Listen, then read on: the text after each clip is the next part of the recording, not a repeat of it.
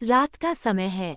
एक कमरे में 13 वर्ष की एक नन्ही लड़की वारिका एक पालने को हिला रही है और बहुत ही धीमी आवाज में गुनगुना रही है। आजा री निंदिया, आजा मेरे मुन्ने को आकर सुला जा। उस कमरे के कोने में एक देवचित्र लगा है जिसके सामने एक छोटा सा हरा लैंप जल रहा है। कमरे के एक कोने से दूसरे कोने तक एक रस्सी बंधी हुई है जिस पर बच्चे के पोतरे और एक बड़ा सा काला पाजामा लटका हुआ है। छत पर लैंप की रोशनी का हरा सा बड़ा चकत्ता झलक रहा है। रस्सी पर लटके पोतरों और पाजामे की लंबी लंबी परछाइयां कमरे में बने आतिशदान पर, पालने पर और वारिका पर पड़ रही हैं। जब अचानक लैंप की लौ फड़फड़ाने लगती है तो छत पर दिखाई देने वाला हरा चकत्ता और कपड़ों की परछाइयां भी इस तरह से हिलने डुलने लगती हैं मानो तेज हवा चल रही हो और वे हवा से हिल रही हों। कमरे में बेहद घुटन है और गोभी के शोरबे व नए जूतों की वैसे ही गंध भरी हुई है जैसी गंध जूतों की दुकान में आती है। बच्चा रो रहा है। उसकी आवाज फटी हुई है मानो वह रोते रोते थक चुका हो। बच्चा सचमुच बेहाल हो गया है लेकिन फिर भी लगातार रो रहा है। पता नहीं वो कब चुप होगा। वारिका की पलकों में नींद भरी हुई है। वह बार बार अपनी आंखों को खोलने की कोशिश करती है लेकिन उसकी पलकें फिर से मुंद जाती हैं। उसका सिर नीचे की तरफ लटक जाता है। उसकी गर्दन में दर्द होने लगा है। उसका चेहरा सूखकर काठ हो गया है। वह न अपने होंठ हिला पाती है और न ही अपनी पलकें। किसी कील के सिर की तरह उसका सिर भी जैसे ठस हो गया है। नींद में ही वह गुनगुना रही है, आजा री निंदिया, आजा मैं तेरे लिए हलवा पकाऊं। आतिशदान में एक झींगुर झनकार रहा है। बगल वाले कमरे में घर के मालिक और उसके यहाँ रहकर काम सीखने वाले अफानासी के खर्राटे सुनाई दे रहे हैं। पालना ऐसे चरमरा रहा है मानो शिकायत कर रहा हो। वारिका घुराघुराने लगती है। ये सब देखकर ऐसा लग रहा है कि रात ने अपनी वह लोरी गानी शुरू कर दी है जिसके असर में दुनिया के प्राणियों को बिस्तर में लेटने के बाद नींद आ जाती है। लेकिन वारिका के मन में लोरी की यह धुन चिड़चिड़ाहट पैदा कर रही है क्योंकि उसे सुनकर उसे नींद आने लगती है जबकि वारिका को सोना नहीं है। ईश्वर न करे अगर वारिका को नींद आ जाएगी और उसके मालिक मालकिन उसे सोते हुए देख लेंगे तो उसकी जोरदार पिटाई करेंगे। अचानक लैंप की लौ फड़फड़ाने लगती है। छत पर दिखाई देने वाला हरा चकत्ता भी हिलने डुलने लगता है। कपड़ों की परछाइयां वारिका की अधखुली आंखों पर नाचने लगती हैं। उसके उनींदे दिमाग में तरह तरह के रहस्यमय सपने झलकने लगते हैं। उसे आसमान में काले बादल दौड़ते दिखाई देने लगते हैं। ये बादल बच्चों की तरह चीख रहे हैं और एक दूसरे का पीछा कर रहे हैं। तभी हवा चलने लगती है और बादल गायब हो जाते हैं। सपना बदल जाता है। अब वह एक खूब चौड़ी और लंबी सड़क को देख रही है जिस पर कीचड़ पड़ी हुई है। बहुत सी घोड़ागाड़ियां और बधियां सड़क पर आ जा रही हैं। लोगों की भीड़ अपनी पीठ पर थैले और गठरियां लादे एक रेले की शक्ल में बढ़ती जा रही है। चारों तरफ धुंध फैली हुई है। लोग छायाओं की तरह लग रहे हैं। सड़क के दोनों तरफ घना जंगल है। एकाएक मनुष्यों की ये छायाएं, वह सारी भीड़ अपने थैलों और गठरियों के साथ सड़क पर पड़ी कीचड़ में गिरने और फिसलने लगती है। वारिका उनसे पूछती है, आप ये क्या कर रहे हैं? वे कहते हैं, सोने के लिए लेट रहे हैं। ये कहकर वे गहरी मीठी नींद में सो जाते हैं। सड़क के दोनों ओर लगे बिजली और टेलीफोन के तारों पर बैठे कौए और नीलकंठ बच्चों की तरह चीख और चिल्ला रहे हैं और सोने वाले लोगों को जगाए रखने की कोशिश कर रहे हैं। वारिका फिर बुदबुदाने लगती है, आजा री निंदिया, आजा गीत गाकर मुन्ने को सुला जा। अब वो दूसरा ही सपना देख रही है। वह एक अंधेरी और बंद कोठरी में है। उसका स्वर्गवासी हो चुका पिता येफिम स्टेपानव कोठरी के फर्श पर पड़ा हुआ है और इधर से उधर लुढ़क रहा है। लेकिन वो उसे दिखाई नहीं दे रहा। वह तो बस उसकी आवाज़ें सुन रही है। उसे पिता की कराहें और आहें सुनाई दे रही हैं। उसकी करवटों की आहटें भी उसके कानों में पड़ रही हैं। पिता ने उसे बताया था कि उसके पेट में बना फोड़ा फट गया है। उसके पेट में तभी से भयानक दर्द है। दर्द इतना ज्यादा है कि वह एक शब्द भी नहीं बोल पाता, सिर्फ गहरी गहरी सांसें लेता है और इस तरह अपने दांत किटकिटाता है। मानो कहीं दूर पर कोई तबला बज रहा हो। Kit kit kit kit. उसकी माँ पिलागिया दौड़ी दौड़ी मालिक के घर चली गई है ताकि उन्हें ये बता सके कि येफिम मर रहा है। माँ को गए बहुत देर हो चुकी है, अब तक उसे लौट आना चाहिए था। वारिका अंगीठी के पास लेटी हुई है और अपनी माँ का इंतजार कर रही है। पिता के दांतों के बजने की आवाज़ उसे साफ साफ सुनाई दे रही है। तभी उनके झोंपड़े के पास एक घोड़ा गाड़ी आकर रुकती है। शायद ये वह नौजवान डॉक्टर है जो इन दिनों मालिक का मेहमान है और एक मरीज के इलाज के सिलसिले में शहर से यहाँ आया हुआ है। डॉक्टर झोपड़ी का दरवाज़ा खोलकर अंदर घुसता है, लेकिन झोपड़ी में गहरा अंधेरा छाया हुआ है। हाथ को हाथ सुझाई नहीं पड़ता, पर डॉक्टर के खांसने और दरवाजे के खड़खड़ाने की आवाज़ सुनाई दे रही है। मोमबत्ती जलाओ, डॉक्टर कहता है। बू बू बू। येफिम कुछ कहने की कोशिश करता है। पिलागिया दौड़कर अंगीठी के पास जाती है और वहां एक आले में रखी हुई टूटी हुई दियासलाई ढूंढने की कोशिश करती है। 1 मिनट तक कोठरी में खामोशी रहती है। तब तक डॉक्टर टिटोलकर अपनी दियासलाई निकाल लेता है और एक तीली जलाता है। 1 मिनट साहब, बस 1 मिनट रुकिए, पिलागिया कहती है और जल्दी से झोपड़ी के बाहर निकल जाती है। इसके फौरन बाद वह मोमबत्ती का एक टुकड़ा लिए हुए वापस लौटती है। येफिम के गाल लाल हैं और उसकी आंखें अंधेरे में भी चमक रही हैं। उसकी आंखों में ऐसी चमक है मानो वह उस डॉक्टर को पहचान गया हो। उसकी निगाहें ऐसे ताक रही थीं जैसे डॉक्टर के पार, झोंपड़ी की दीवार के पार उसने कोई रहस्यमय चीज देख ली हो। क्या हुआ तुम्हें? डॉक्टर ने येफिम के ऊपर झुकते हुए कहा। ओह, क्या बहुत तकलीफ हो रही है? बहुत दिनों से बीमार हो क्या? क्या कहूँ, मर रहा हूँ सरकार, मेरा वक्त पास आ गया है, अब तो मरकर ही चैन आएगा। अरे बेवकूफ़ी भरी बातें मत करो, हम तुम्हें अच्छा कर देंगे, जैसी आपकी मर्जी सरकार, हम आपके एहसानमंद होंगे। वैसे हमें मालूम है जब मौत आती है तो बस आ जाती है। डॉक्टर 15 मिनट तक येफिम की जांच पड़ताल करता है और सीधा खड़ा हो जाता है। फिर कुछ देर रुककर वह कहता है, अब मैं कुछ नहीं कर सकता, तुम्हें अस्पताल जाना होगा, वहाँ डॉक्टर तुम्हारा ऑपरेशन करेंगे। अभी तुरंत चले जाओ, पहले ही काफ़ी देर हो चुकी है। घबराओ नहीं, अभी एकदम अभी अस्पताल चले जाओ, वहाँ डॉक्टर होंगे जो तुम्हारा ऑपरेशन कर देंगे। मैं तुम्हें एक चिट्ठी लिख दूंगा, सुन रहे हो? मेहरबानी सरकार, लेकिन कैसे लेकर जाएंगे? हमारे पास कोई सवारी नहीं है, पिलागिया ने कहा। कोई बात नहीं, मैं अभी तुम्हारे मालिक से कह दूंगा, वे एक घोड़ा भिजवा देंगे। ये कहकर डॉक्टर चला गया। पिलागिया ने मोमबत्ती बुझा दी। येफिम फिर दांत किटकिटाने लगा। करीब आधे घंटे बाद झोपड़ी के पास एक तांगा पहुंचने की आवाज़ सुनाई दी। ये तांगा येफिम को अस्पताल ले जाने के लिए आया है। येफिम तैयार होता है और तांगे वाले के साथ चला जाता है। अब सुबह हो चुकी है, पिलागिया घर पर नहीं है, वो येफिम को देखने अस्पताल चली गई है। कहीं एक बच्चा रो रहा है और वारिका को अपनी ही आवाज़ में एक गीत सुनाई पड़ रहा है।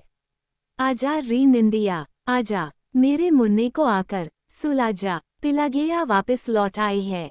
वह बार बार अपने सीने पर सलीब का निशान बना रही है और खुद ब खुद बुदबुदा रही है। रात को तो सब ठीक ठाक था, उन्होंने उसे अच्छा कर दिया था, मगर सुबह सुबह उसकी आत्मा परमात्मा के पास चली गई। ईश्वर उसकी आत्मा को शांति दे। डॉक्टरों ने बताया कि वह बहुत देर से अस्पताल पहुंचा था, उसे बहुत पहले ही वहां आ जाना चाहिए था। वारिका ये सुनकर झोपड़ी से बाहर चली जाती है और रोने लगती है, मगर तभी कोई उसके सिर पर इतनी जोर से चोट करता है कि उसका सिर सामने खड़े बिरयोजा भोजपत्र के पेड़ से टकरा जाता है। उसकी आंख खुल जाती है, सपना टूट जाता है। वह आंखें ऊपर उठाती है और अपने सामने अपने मालिक मोची को खड़ा पाती है। क्या कर रही है झबरीली फूहड़? वह कहता है, बच्चा रो रहा है और तू सो रही है। वो उसके कान के पीछे सिर पर जोर की एक चपत लगाता है। वारिका अपना सिर हिलाती है और फिर से लोरी गाने लगती है। वह हरा चकत्ता पाजामा और बच्चे के पोतड़ों के छायाएं पहले की तरह हिल रही हैं। उन हिलती परछाइयों के असर से उसकी आंखें फिर बंद होने लगती हैं और नींद उस पर फिर काबू पा लेती है। वो फिर से अपना वही पुराना सपना देखने लगती है। वही कीचड़ वाली सड़क, थैली और गठरियां लादे हुए लोगों की भीड़ और वे छायाएं सड़क पर लेट चुकी हैं और गहरी नींद में सो रही हैं। उन्हें देखकर उसकी पलकें भी भारी हो जाती हैं और वह सोने के लिए बेचैन हो जाती है। वह सोना चाहती है, लेकिन उसकी माँ पिलागिया उसके साथ साथ चल रही है और वो उसे तेज चलने के लिए कह रही है। वे दोनों एक साथ भीख मांगने के लिए शहर की ओर जा रही हैं। यीशु के नाम पर कुछ दे दो भाई, आते जाते राहगीरों से उसकी माँ भीख मांगती हुई चल रही है। खुदा आपकी किस्मत चमकाए, खुदा आपको हर खुशी दे, गरीब की मदद करो भाई। बच्चे को ला, बच्चे को इधर ला, उसे एक परिचित सी आवाज सुनाई देती है। बच्चे को लेकर आ। सुनाई नहीं दिया, वही आवाज फिर से सुनाई देती है। इस बार आवाज में सख्ती और गुस्सा है। तू सो रही है हरामी। वारिका उछल पड़ती है। वह चारों तरफ देखती है और यह अनुमान लगाती है कि आखिर मामला क्या है। उसे वह सड़क नहीं दिखाई देती, पिलागिया भी कहीं नहीं है, वे सो रहे मनुष्य भी कहीं दिखाई नहीं पड़ते। वहां तो सिर्फ उसकी मालकिन खड़ी हुई है, जो बच्चे को दूध पिलाने के लिए आई है।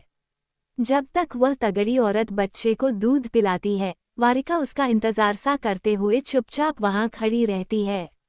खिड़की के बाहर नए उभरते हुए दिन की नीलिमा दिखाई दे रही है। कमरे में हिल रही परछाइयां धुंधली पड़ गई हैं और छत पर दिखाई देने वाला हरा चकत्ता पीला पड़ता जा रहा है। जल्दी ही सुबह हो जाएगी। ले, पकड़े इसे। अपने ब्लाउज के बटन बंद करते हुए मालकिन ने कहा, ये रो रहा है, इसे बहलाकर सुला दे। वारिका बच्चे को ले लेती है और उसे पालने में लिटाकर पालने को झुलाना शुरू कर देती है। धीरे धीरे वह हरा चकत्ता और कमरे में हिल डुल रही छायाएं पूरी तरह से गुम हो जाती हैं। अब कमरे में ऐसा कुछ भी नहीं है जो उसके दिमाग पर छा जाए और उसे उनींदा बनाए। लेकिन फिर भी उसकी आंखों में नींद भरी हुई है। वह बुरी तरह से सोना चाहती है। वारिका पालने की पट्टी के एक किनारे पर अपना सिर रख देती है और नींद को भगाने के लिए अपने हाथ पैर हिलाने लगती है। वो फिर से खड़ी हो जाती है और एक अंगड़ाई लेती है, लेकिन उसका सिर भारी है और उसकी पलकें एक दूसरी से चिपकी जा रही हैं। वारिका, चल, चूल्हा जला। अचानक दरवाजे के उस पार से मालिक की आवाज आती है। लो, अब उठने और काम करने का समय हो गया। वारिका पालने के पास से उठ जाती है और घर के बाहर बनी लकड़ी की टाल से लकड़ी लेने के लिए बाहर भाग जाती है। अब वो खुश है। जब वह भाग दौड़ करती है तो उसे नींद उतना नहीं सताती जितना कि किसी एक जगह पर लगातार बैठे रहने पर। वो लकड़ी उठा लाती है और चूल्हा जलाने लगती है। उसे महसूस होता है कि उसका काठ की तरह कठोर चेहरा फिर कोमल हो गया है और नींद जैसे दूर भाग गई है। वारिका, समोवार साफ कर दे, उसकी मालकिन चीख रही है। वोका समोवार को उठाकर अभी उसे पूरी तरह से साफ भी नहीं कर पाई है कि उसे नया हुक्म मिल जाता है। वारिका, मालिक के गंबूट साफ कर। वो फर्श पर बैठ जाती है और गंबूट झाड़ने लगती है। गंबूट झाड़ते झाड़ते वह सोचने लगती है, कितना अच्छा होता यदि वह इस बूट में ही घुसकर लेट जाती और एक झपकी ले लेती। और अचानक वह गंबूट फूलने लगता है, वह बड़ा होता चला जाता है और एक बिछौने में बदल जाता है। पूरे कमरे में वह बिछौना बिछा हुआ है। जूते साफ करने का ब्रश उसके हाथ से छूट जाता है, लेकिन तभी वह फिर से सचेत हो जाती है, जोर से अपना सिर हिलाती है, आंखें पूरी तरह से खोलने की कोशिश करती है और आसपास की चीज़ों को देखती है। वो उन चीज़ों को साफ साफ देखने की कोशिश करती है ताकि वे उसके आंखों के सामने घूमना बंद कर दें। वारिका, बाहर की सीढ़ियाँ कितनी गंदी हैं। जा, उन सीढ़ियों को धो दे। मुझे शर्म आती है कि ग्राहक इतनी गंदी सीढ़ियों से होकर दुकान में आते हैं। वारिका सीढ़ियों को धोने लगती है। वो उन्हें पोंछे से पोंछती है और फिर दुकान में झाड़ू लगाने लगती है। फिर वह आतिशदान जलाती है और वापस घर वाले हिस्से में लौट आती है। बहुत काम करना है, उसे एक पल की भी फुर्सत नहीं है। मगर कोई दूसरा काम इतना मुश्किल नहीं होता जितना रसोई में एक ही जगह पर बैठकर आलूओं को छीलना। आलू छीलते छीलते उसका सिर फिर नीचे की तरफ झुक जाता है और उसकी आंखों के आगे आलू नाचने लगते हैं। चाकू उसके हाथ से नीचे गिर जाता है, पर उसके कान बज रहे हैं। कानों में मालकिन की आवाज़ सुनाई दे रही है, जो अपने गाउन की आस्तीन ऊपर चढ़ाए रसोई में इधर से उधर घूम रही है और लगातार कुछ न कुछ बोल रही है। नाश्ते का समय खत्म हो चुका है, दोपहर के खाने की तैयारी शुरू हो चुकी है, घर की सफाई भी की जा चुकी है। कपड़ों की धुलाई करना बहुत मुश्किल और दुखदाई लग रहा है। वारिका लगातार सोना चाहती है। काम करते करते बार बार ऐसे क्षण आते हैं जब वह ये चाहती है कि सारा काम छोड़कर वह फर्श पर लेट जाए और सो जाए। धीरे धीरे दिन बीत जाता है। खिड़कियों के बाहर अंधेरा छा जाता है। वारिका अपनी कनपट्टियों को दबाती है। ऐसा लगता है मानो वे काठ की हो चुकी हैं। अचानक वोका मुस्कुराने लगती है। उसे शाम का ये धुंधल का पसंद है। अंधेरा आंखों को आराम देता है। अंधेरे को देखकर यह आस मिलती है कि वह जल्दी ही सो पाएगी। लेकिन शाम को घर में मेहमान आ जाते हैं। वारिका समोवार तैयार कर, उसकी मालकिन फिर चीखने लगती है। समोवार बहुत छोटा है। मेहमानों के चाय खत्म करने से पहले उसे 5 बार पानी गर्म करना पड़ता है। चाय के बाद वारिका को अगले आदेश के इंतजार में मेहमान खाने के बाहर 1 घंटे तक खड़े रहना पड़ता है। वारिका, भागकर जा और बियर की 3 बोतलें खरीद ला। वारिका पैसे लेकर बियर की दुकान की ओर चल पड़ती है। वह पूरी तेजी से भागने की कोशिश करती है ताकि नींद का झोंका उसे परेशान नहीं करे। वारिका, जा, वोका की बोतल लेकर आ। वारिका, बोतल खोलने वाला सूजा कहाँ है? वारिका, एक मछली तो भून कर ला। आखिरकार मेहमान विदा लेकर चले गए। घर की सभी बत्तियां बुझा दी गईं। मालिक और मालकिन भी सोने चले गए। जाते जाते मालकिन ने कहा, वारिका, बच्चे को झुलाते रहना ताकि वह सो जाए। आतिशदान में फिर झींगुर झनकारने लगता है। लैंप की लौ फड़फड़ाने लगती है। छत पर दिखाई देने वाला हरा चकत्ता भी हिलने डुलने लगता है। कपड़ों की परछाइयां वारिका की अधखुली आंखों पर फिर से नाचने लगती हैं। वह आंखें मिचकाती है और उसका दिमाग डूबने लगता है। उसके सिर पर फिर नींद छाने लगती है। वह गुनगुनाने लगती है, आजा री निंदिया, आजा, मेरे मुन्ने को आकर सुला जा। थोड़ी देर में बच्चा फिर रोने लगता है और देर तक लगातार रोता रहता है। वह रोते रोते थक जाता है। वारिका फिर से कीचड़ भरी उस सड़क वाला सपना देखने लगती है। थैली और गठरियां लादे मनुष्य, माँ पिला गया और पिता, ये फिल्म फिर से उसकी आंखों में लहराने लगते हैं। वह इन सबको देख रही है और पहचान रही है, लेकिन वह इतनी उनींदी है कि उसके हाथ पैर ही उसके बस में नहीं हैं। यह उनींदापन ही उसे जैसे आगे जीवन जीने से रोक रहा है। वह चारों तरफ देखती है और किसी ऐसी चीज को खोजती है जो उसे जीने की ताकत दे। वह बुरी तरह से थक जाती है। वह पूरी कोशिश करती है। वह आंखों पर जोर देकर छत पर हिल रही रोशनी के उस हरे चकत्ते को ताकती है और उसे लगता है कि यह लगातार रो रहा बच्चा ही उसका दुश्मन है। ये बच्चा ही उसे जीने नहीं देगा। वह समझ चुकी है कि उसका दुश्मन कौन है। वह हंसने लगती है। उसे अचरज होता है कि यह सीधी सी बात वह पहले क्यों नहीं समझ पाई थी। वह हरा चकत्ता, पाजामे और पोतड़े की परछाइयां और झींगुर की गूंजती आवाज भी उसकी इस नई जानकारी पर आश्चर्य करने लगते हैं। ये फ्रेबी विचार उसके दिमाग पर छा जाता है। वह अपने स्टूल से उठकर खड़ी हो जाती है और मुस्कुराने लगती है। फिर उसके चेहरे पर खुशी सी झलकने लगती है। कुछ देर वह कमरे में ही इधर से उधर चक्कर काटती है। उसे लगता है कि उसे उसकी परेशानी का हल मिल गया है। अब वह इस परेशानी से मुक्त हो सकती है। वह इस बंधन से छुटकारा पा सकती है जो उसके हाथों और पैरों को बांधे हुए है। वह बच्चे को मार देगी और फिर आराम से सो जाएगी। न बांस रहेगा, न बांसुरी बजेगी। वह हंसते हुए, आंखें मिचकाते हुए और उस हरे चकत्ते की तरफ उंगली से कोई इशारा करते हुए पालने तक आती है और पालने में रो रहे बच्चे के ऊपर झुक जाती है। वह उसकी गर्दन अपने दोनों हाथों में कस लेती है और फिर जल्दी से फर्श पर लेट जाती है।